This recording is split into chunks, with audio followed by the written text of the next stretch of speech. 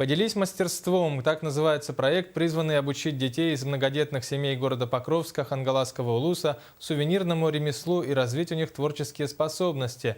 Проект представляет собой серию мастер-классов. Разработали и реализовали его две молодые девушки. На первом занятии побывала наш корреспондент в Покровске Виолетта Засимова.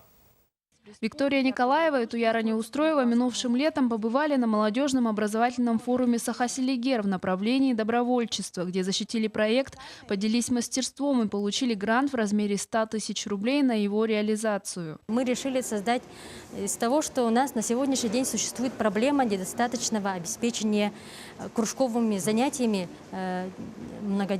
детей из многодетных семей. Мы хотели, чтобы они в будущем научились изготавливать продукцию для своего бизнеса, потому что многие пойдут, наверное, скорее всего, в бизнес. Согласно новому стандарту в ГОС, это им пригодится в будущем. Даже если они не будут бизнесом заниматься, то потом они чем-то дополнительно могут заняться.